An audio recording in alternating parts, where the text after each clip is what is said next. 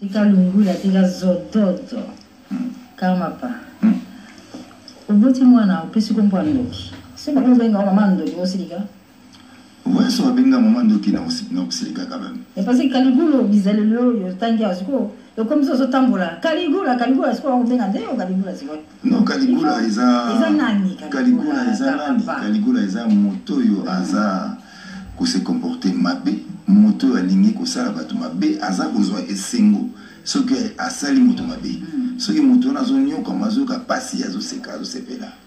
Ndi Caligula en bref. Caligula yewana. Ya nani yote? Nani wala sosi? Nani yote? Caligula c'est Caligula. Empereur romain il y a 1er siècle. Batunu sobayebi comportement ya mabe wana.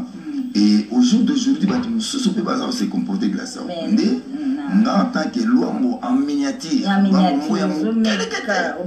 Na moni qu'il faut quand même na bana dénoncer ba anti-valeur. Mboka oyo mukilinezo kenelelo na ba mondialisation, c'est-à-dire il faut bolingo ko la faut ba bolinga na biso na biso. Moto oyo akoki ko vendre les sous na baninga te. Alors faut ko tazamba on a première phase dans les ko analyser 2 heures pour ko loba nyonso tour na lobi. Ce qui monte akoki so ko vendre na baninga na batote. Azana bolingo baninga ne batote. Azako sepela moninga na moto asala epasi mo ya sepeli.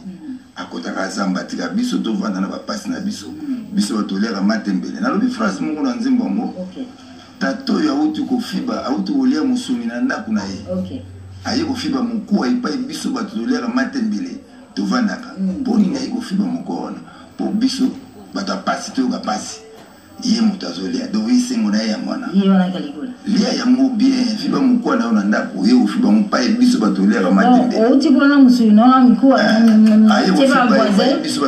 mafuta nyonso ma Caligula ye wana donc ça dit moto oyo bref moto oyo azane singo tamazo sala bato mabe Caligula c'était ça et puis c'était une histoire vraie. Rome wana mais changu za kuna te bande kwa changu wana ina Rome te changu na kati po congolais à comprendre parce que c'est Rome Congolais vous comprenez même super moi alors faut que même bato ba comprendre bien faut changu to mwamba to nini alors il tomba ki changu changu c'est à dire que Caligula zaki na habitude ya ko sala mutu ndenge ya lingi omona mutu auti musala na Rome na ba village ya Rome ona ye na sala na cour impériale ya ko sala ye ndenge ya lingi akonyokola ye et puis tala Caligula mama sala ba sénateur na ye bato nyonso ba pembeni na ye moko auti ko bala ya su mwasi na ye kaka na fête donc aza ko sala makambo po bato bamona ke ye danger et pourtant Israël sokola ndina katanze mona lobi baminga nga bamoneli malaria bamoneli typhoïde ndenge moko c'est-à-dire na rompe baminga nga baza comprendre que Caligula est malade malade il était vraiment malade mais baza comprendre nazo mbika kola musa batu baye bakite Caligula voilà c'est ça alors siko tozana période de tongi boboto bonde kolingweza yo zonki biso na ba molimo ba oyaka ba faux millionnaire mara ba rochero wana kende kinga bongo boye n'habite sur Caligula ngo nini ko sala kwa bizalelo azala ngo wa kasinga il a émis des gens nzembo il a monté ya pasteur ça dit que sugo Caligula peut verser ko bigisa Caligula te pas parce que dénoncer pasteur le msazo lo bakaka zo lo ba yo kazi yo na skata sala o kasande balobi na yo pour sala makambo wana bongola kaka motema c'est tout donc ils ont pasteur yo amona ki yo te ayembi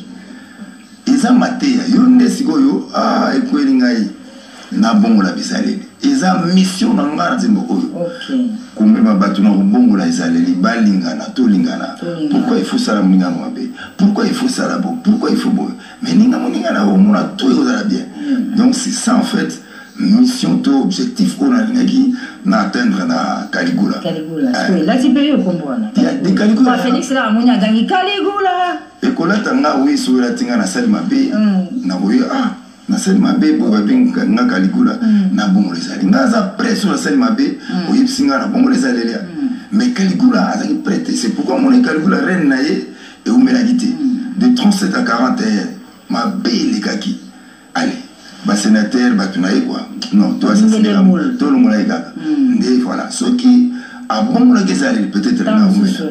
C'est ça. Caligula, 2 volumes. 2 volumes. Ils ont volume 1 avec 11 titres, volume 2 avec 10 titres. Et na sengi na sepeli na remercier na profiter na caméra on a plateau na remercier bato nous sur le disque parce que tellement disque mo umelaki album mo umeli na katsaki bato abulemba mitango bimi na moni oh bato zako bato kotaki na banda mo bimi lisusu maye usuma Caligula et vente oyo depuis na banda oteka disque. En tout cas, je m'appelle toi, Eza disque Oetika mais Oyo quand même, ça va rester dans les annales, il y a musique congolaise. Caligula, 5e album, il y a Carrière Malon, 2 volumes, mais il y a 4 jours, il y a un PC belé. Oui. Il y a un Sylvie Bon, il y a un bébé gourmand. Bébé gourmand. C'est-à-dire, nous allons lundi, mardi, mercredi. Na bébé gourmand, maman. Non, na bébé gourmand, maman, il est là. Nazar la photographe.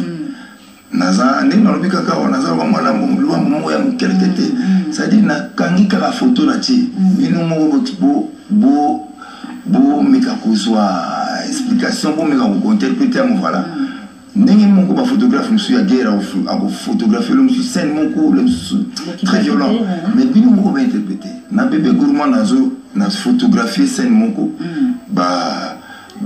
maman ndenge baza ko se comporter le petit chéri mike wana alobi na mobali to yebi azaya yo azalaka ozala na lundi mardi mercredi jeudi dimanche est-ce que ko tikala biso ta jour mongo te to salisa yo ndenge za kozala lelo na mokila lelo alors na tia mo wana est-ce que ça madame to za mabenga na za photographe artiste juste la photo ana cheka wana ça début moko AVC, maman comment procureur, c'est ça? Oui, na moni bana poto ba sepeli na kanisa ba tika na Caligula mais na moni seconde ba découvrir AVC. Yo maman ozalaki tozalaki na yo na ndako et tozalaki na mon boucherie olinga makasi bolinga makasi depuis que maman komi na ndako maman bongo le procureur c'est-à-dire komi ko tuna ebele mbeto komi lokola ba et pas oyo maman tuna ramituna ozalaki boye bana yo ki boye maman bolinga ka biso ndenge biso beto linga bino yango na lobi na suka na pesi conseil na ba maman balinga biso neto linga bango et pe na mibali na lobi na bango so moni maman comme ko se comporter boye zwa mituka ba ndako ba nyoso tout pesa et pour so bazwi mutu AVC. Très bien. En image, retour en image à la demande de Yondela Mubunga Boubou, le Antoine, cette chanson Caligula pour faire plaisir à l'apôtre Misaka qui a fêté hier à Montreuil ses 50 ans d'âge. Et cette chanson Caligula, c'est également pour souhaiter une bonne année à Mireille Wakake Siko. Artiste et musicien, au Sali Moussana, au Lambi Nzembo, à modèle Saliwana, Siko, vous l'appelez Sigibandi. Caligula, c'est à Botama. En tant qu'artiste et musicien, vous avez un projet pour l'embauche de Siko. En tout cas, projet Mamami Ezali, on a des artistes et musiciens, on a un album Tikala. Siko, on a 5 albums. 5. Projet Nana Eza, on a quoi Betty, Olympia, JB, Wera, tout. Si on a Salamine na poto. On a na Coca, na Coxa, on a soirée Mobimba Batataï. On a passé na Force T. Projet Nana Eza. Nazo bonde la bande konyo so baza mona poto so ba autoriser ngape na beta na Olympia naza na besoin na beta Olympia vraiment na dit que ba autorisation zo pesa mate na ko passer na force te na o meka ko négocier na bande ko au nom de la culture so ba kotikela na beta Olympia wana za projet nanga so ikoleka élection ikolekate au moins na o meka ko négocier na bande ko. Et vous avez au nom de la culture congolaise, comme moi, projet en tout cas, ils avaient mon co, comme bêta na Olympia. J'ai des très belles chansons et ma chanson très connue, 5 albums. Je crois que na Kokisco bêta grande salle na Yabapoto, mais Koko Sezali Bosolanga, na Osolola, na passé na Force T. Ce sont des gens Batolo Rabiso, na Omega Osolola, ceux qui vont permettre na bêta Olympia et aux un grand concert. Il y a au Saranati. Bonne chance. Bonne chance. Merci. Photo, le Karmapa. asa posa kaka moko abeta na Olympia akulutu na ye bandeko na ye babeti kuna soki bakoki kosunga bofungola yango lisolo yango mpo akarma pa kaka soki bakokokela ngata mwa mawa moke nabeta mpe mpo mbula ngo mpe sekoma mposanga nde mosu na kokufa mais nabetaka meme kaigula kokufa moke vraiment papa comme pratiquement dans suka émission Emmanuel Kianda mtakota lisolo ya Caligula oyo en tout cas ça azali beaucoup de remerciements également nakosepela mingi mama mbi napesa mbote makasi epi nakosenga na baleki na ngai mosaka na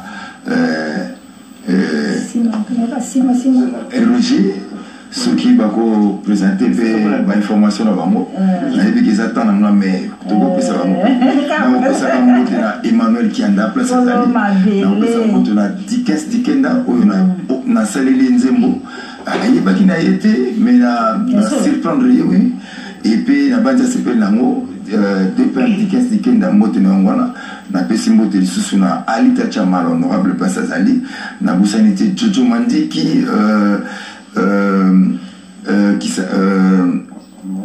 Ambroise Yoba haute autorité en tout cas nazana bate bele basel singa oncle Ferro le pira mbote bele na pesi mbote na docteur Njadi Leteta na docteur Charlie Moscoulom très compétent na excellence Florent Chiba na Congo Brazzaville et puis une dernière personne na pesi mbote na waneza kutungati eza lambio nde abosanaki Martin Ekanga Martin motema ya mama Refine en tout cas papa Lambio na bosani yote merci